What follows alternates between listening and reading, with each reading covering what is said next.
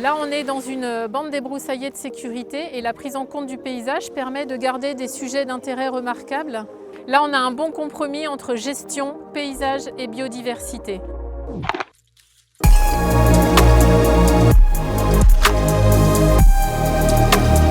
Les paysages forestiers évoluent au regard des influences qu'ils subissent. Changement climatique, surfréquentation, dynamique végétale ou érosion des sols.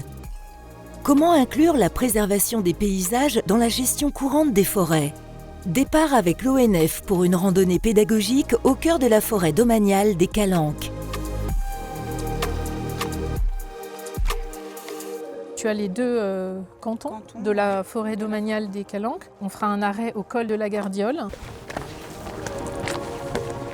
C'est des arbres qui sont issus d'une régénération post-incendie. Du coup, le forestier, il doit aussi composer avec ça. Il doit veiller à ce que ces vues paysagères, on ne les perde pas avec la croissance des arbres. Valérie peut intervenir, on peut travailler ensemble pour définir des arbres qu'on va préférentiellement couper, d'autres qu'on va conserver. Et donc, on va ménager ce qu'on appelle des cônes de vue pour garantir des ambiances paysagères qu'on veut faire perdurer.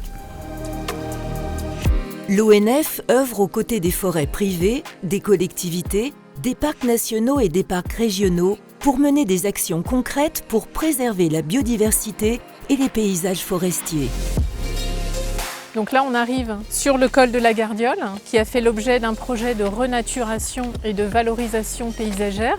Ce projet, en fait, il est né de la fermeture de la route qui a fait que ce site a perdu sa fonction d'aire de stationnement et le laisser en l'état pour la paysagiste que j'étais, c'était pas possible. C'est un projet qui a commencé il y a 3 ans et on a convié donc tous les partenaires qui ont un lien avec la forêt. On a décidé de ne pas toucher le milieu qui était stable et de maintenir le sentier originel. On a mis une mise en défend donc autour d'îlots paysagers pour redonner aussi un écosystème fonctionnel et productif. Je vous invite à rejoindre Didier qui a participé à la 2e tranche de travaux du projet de renaturation du col de la Gardiole.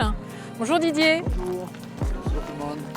Il y avait pas mal de goudron sur cette zone qu'on a enlevé, on a coupé du pain d'Alep, un petit peu de ciment et on enterre dans le sol et on laisse 30 cm hors sol. Ensuite on préperce notre bois pour pouvoir passer ce fil galvanisé. C'est pas très haut. Ça passe très bien, les gens ils passent bien par là, ils respectent, ils passent aussi bien par la piste pour monter sur l'Estrée que par ces petits chemins pour raccourcir et aller sur la Calanque d'Envaux et Port-Peine.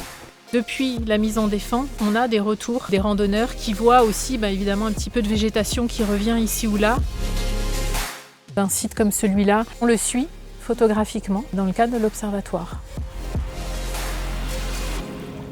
Pour suivre l'évolution des paysages, des démarches d'observatoires photographiques forestiers sont en cours à l'ONF depuis 2021. 3 démarches d'observatoires ont été initiées dans l'Hexagone et une en Outre-mer, qui rassemble photos, plans, analyses, archives, afin de construire un outil de connaissance des paysages forestiers. L'étude des paysages d'hier et jusqu'à aujourd'hui nous permet de constater que le paysage forestier n'est pas figé et désormais il évolue aussi très vite face au changement climatique. La biodiversité produit du paysage et le paysage produit de la biodiversité. Un projet de renaturation par exemple valorise le paysage et en même temps il va permettre à un écosystème de revenir. On arrive ici à la Capitainerie pour observer le travail de l'Observatoire photographique des paysages forestiers sur les 6 départements de PACA, qui a commencé il y a 2 ans en arrière. Je vous propose de rejoindre Jean Belvisi, le photographe qui a travaillé sur les Bouches-du-Rhône, le Var et la Côte d'Azur. J'ai une affection particulière pour la question du paysage. Valérie est arrivée avec toutes ces données techniques, avec toutes les remontées du terrain quant au choix des sites. C'est la rencontre entre la technique et un regard, on va dire, un petit peu plus libre.